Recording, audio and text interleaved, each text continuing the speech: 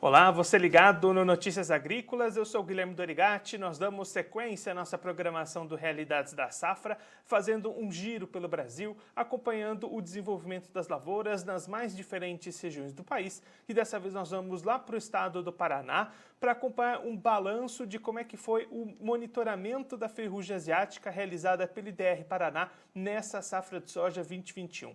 Quem vai conversar com a gente sobre esse assunto é o Edivan José Pozamay, ele que é gestor estadual do projeto de grãos do IDR Paraná, já está aqui conosco por vídeo. Então seja muito bem-vindo, Edivan, é sempre um prazer tê-lo aqui no Notícias Agrícolas. Olá, Guilherme, olá a todos os que acompanham Notícias Agrícolas, sempre é uma satisfação para a gente estar aqui e muito mais agora nesse momento encerrando um ano de monitoramento da ferrugem com uso de coletores, né? E o Notícias Agrícolas nos acompanhou durante todo esse trabalho, então é uma satisfação a gente estar aqui fazendo uma avaliação do encerramento dessa safra aí com relação ao uso dos coletores de esporos. Edivan, começa então fazendo esse balanço de números para a gente. Quantos coletores tinham espalhados pelo estado? Quantos que foram identificados os esporos? Para a gente entender o tamanho da presença da ferrugem no Paraná nessa safra. Então, Guilherme, esse ano a gente trabalhou aí com 265 coletores durante a safra, né? A gente começou o monitoramento a partir do dia 15 de outubro, né? A nossa dinâmica é trabalhar a partir do momento do início do desenvolvimento da cultura, né? O nosso período de plantio começa aí a partir do dia 10 de setembro, então a gente dá um período aí de início de desenvolvimento da cultura e depois a gente já vai para o monitoramento da ferrugem. Então, 15 de outubro é o momento onde a gente faz a instalação dos coletores em todo o estado. Desses 265 coletores, nós tivemos 208 coletores com confirmações de esporos durante o ciclo da cultura. 41 coletores foram encerrados com o final do ciclo da soja, onde eles estavam instalados, ou seja, eles ficaram durante todo o período buscando a coleta de esporos, porém não foram identificados, né, naquele ponto. E nós tivemos 16 coletores que foram encerrados por motivos diversos. A gente teve aí toda essa situação da pandemia, que tivemos restrições para ir ao campo em muitos momentos, e então 16 foram encerrados por outros motivos. Mas esses 265, então a gente sempre fala, é um trabalho em rede, né? Mesmo que alguns foram encerrados aí sem presença de esporos, mas dentro da realidade de determinado município ou da região, todos os coletores aí, os demais coletores acabaram tendo presença de esporos e a informação, então, ela é utilizada com base nessa rede de coletores, até para passar isso para os agricultores, para os técnicos, para a tomada de decisão. E quais foram as regiões que mais apresentaram esses coletores apontando ali a presença de esporos? Então, Guilherme, a gente tem, assim, primeiro, acho que é importante a gente fazer uma correlação isso com o clima, né? Nós já tínhamos uma prévia de que anos com laninha no estado do Paraná, em função de um clima um pouco mais seco, a gente sempre tem a entrada dos esporos mais tardiamente, né? Anos de El Niño, a gente tem eles detectados no mês de outubro. E quando são anos de laninha, como foi esse último, a gente sempre tem eles entrando no mês de novembro. Porém, a gente veio de um período extremamente seco, né? Nós tivemos um inverno seco, atraso do plantio em função dessa estiagem que a gente teve. Então, lavouras que eram para ter sido plantadas na abertura do zoneamento, em setembro, acabaram tendo 30 dias de atraso no plantio, foram semeadas em outubro. E os primeiros esporos, então, a gente começa a detectar a partir do dia 11 de dezembro, em praticamente 3 regiões simultâneas. Nós tivemos na região de Londrina, ali em Ibiporã, Tamarana, Rolândia, municípios ao redor de Londrina. Nós tivemos em Ponta Grossa, na regional de Ponta Grossa, mais específico nos municípios de Arapoti e Sengés. E nós tivemos uma outra situação que foi mais na região ligada à região de Cascavel, pegando aí a região de Céu Azul, Quedas, Boa Vista do Aparecida, que são municípios próximos aí de Cascavel.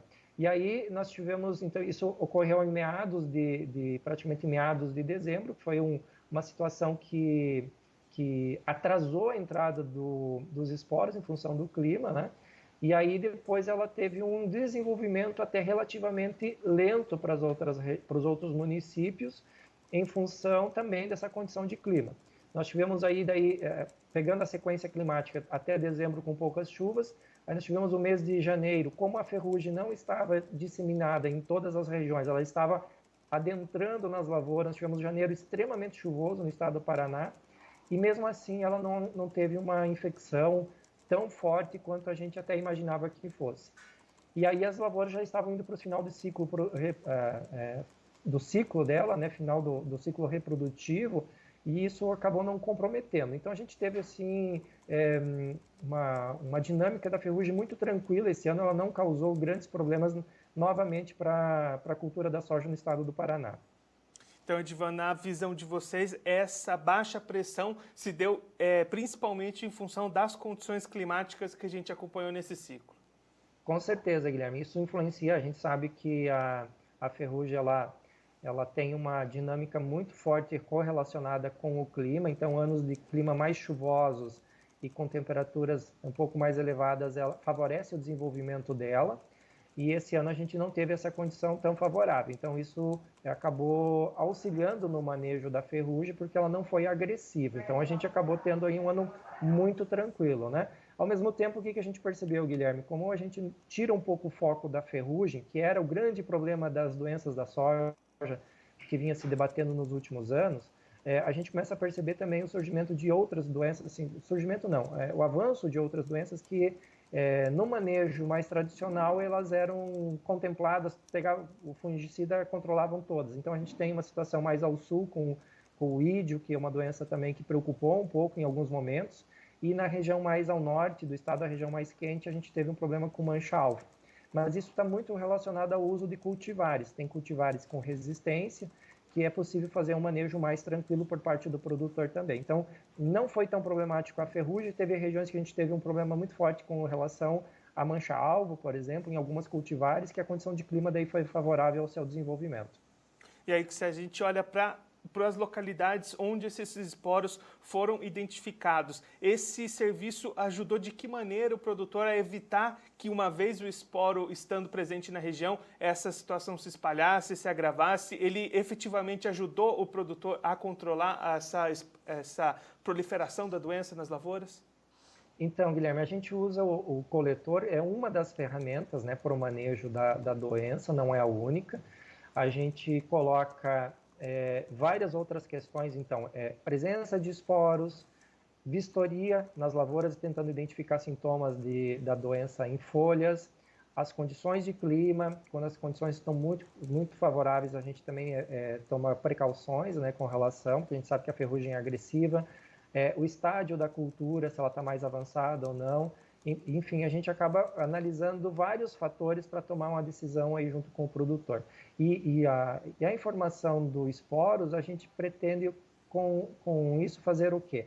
Que o agricultor aplique no momento certo, não faça aplicação antecipadas e também não faça aplicações atrasadas com relação ao manejo da ferrugem. E nesse sentido, a gente percebe o quê? Pega, por exemplo, as regiões que conseguiram ter o plantio aí no mês de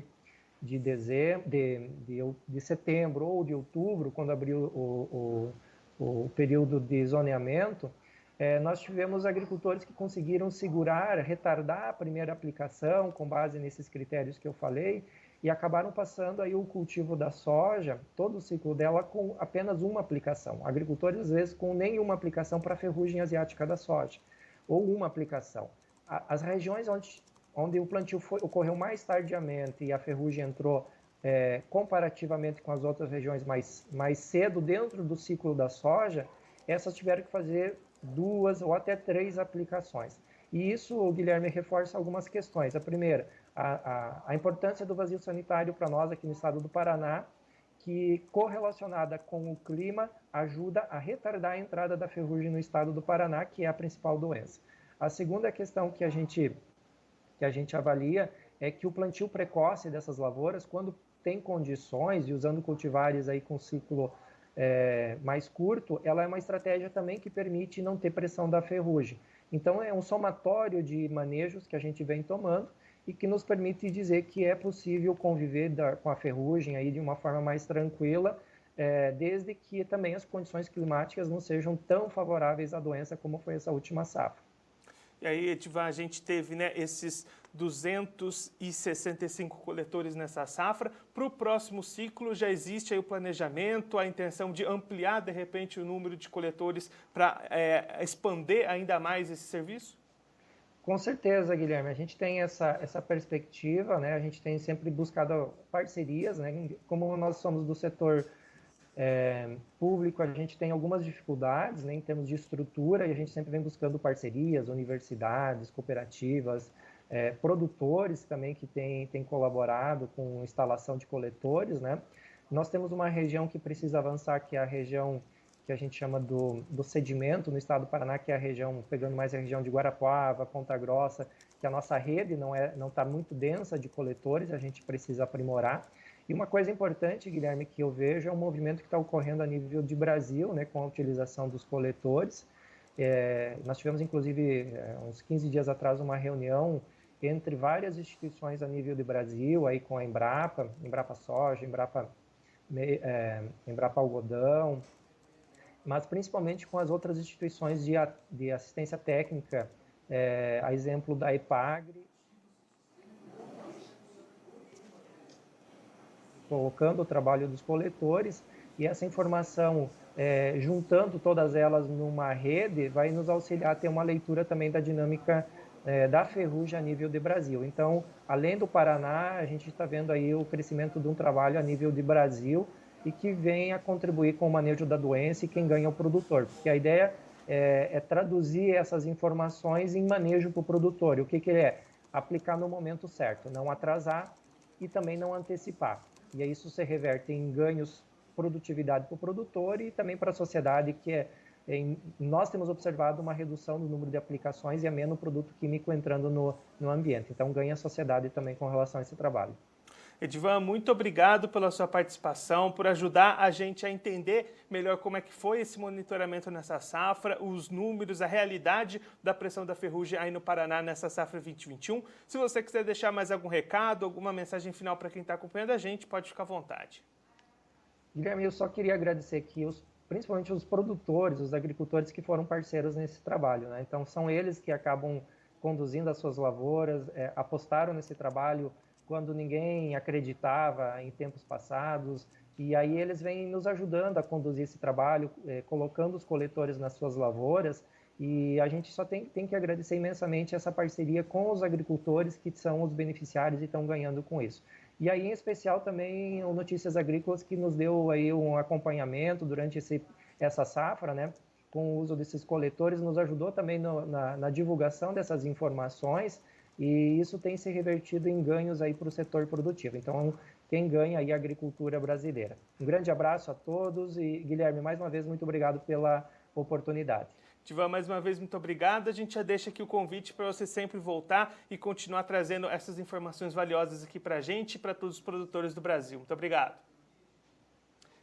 O Edivan José Pozamay, ele que é gestor estadual do projeto de grãos do IDR Paraná, conversou com a gente para fazer um balanço do que foi o sistema de monitoramento contra a ferrugem asiática lá no estado do Paraná para essa safra 2021. O Edivan destacando para a gente que nesse ciclo foram 265 coletores de esporos espalhados em várias regiões do estado do Paraná. Desses 265 coletores, 208 houveram a confirmação da presença de esporos, os outros ou não houveram essa confirmação, ou também houve algum tipo de probleminha com eles, mas de uma maneira geral todas as regiões foram atendidas, foram monitoradas. A partir desses números, a conclusão que o IDR Paraná chega é que essa foi uma safra de baixa pressão para ferrugem, em função principalmente das condições climáticas nesse ciclo 2021. O plantio aconteceu mais tarde, já veio de um período bastante seco, com isso os primeiros esporos chegaram só lá no mês de dezembro, Daí, em janeiro, quando a chuva chegou, a pressão de esporos era bastante pequena, então não houve um espalhamento grande da doença, até como era esperado inicialmente. E aí, devido a todas essas condições climáticas, um ano bastante positivo, de baixa pressão para ferrugem. Além das condições climáticas serem favoráveis, o produtor também cada vez mais eficiente no controle dessa doença. O Edivan destacando que nas regiões com menos presença dos esporos, muitos produtores passando o ciclo todo com uma aplicação contra a ferrugem, às vezes até nenhuma aplicação, e nas regiões onde essa pressão foi maior, aí 2, 3 aplicações, também uma aplicação mais consciente, mais calcada na base de dados levantadas por esse estudo capitaneado lá pelo IDR Paraná no estado, que existe a perspectiva, a previsão, a projeção de ampliar essa rede de coletores já para a próxima safra, a safra 21-22, especialmente a região de Guarapuava, que é uma das regiões menos atendidas pelo sistema de coletores atualmente. Existe esse planejamento para ampliar essa rede lá para essa região também para a próxima temporada. Bom, eu fico por aqui, mas eu sei que está acompanhando a gente pelo canal do YouTube. Aproveite para se inscrever no canal do Notícias Agrícolas, deixar o like no vídeo e também clicar no sininho que está aparecendo aqui embaixo para ativar as notificações e ficar por dentro de todas as novidades do Notícias Agrícolas. Também siga a gente nas outras redes sociais, no Instagram, no Facebook e no Twitter. Eu fico por aqui, mas a nossa programação continua, então fique ligado no Notícias Agrícolas.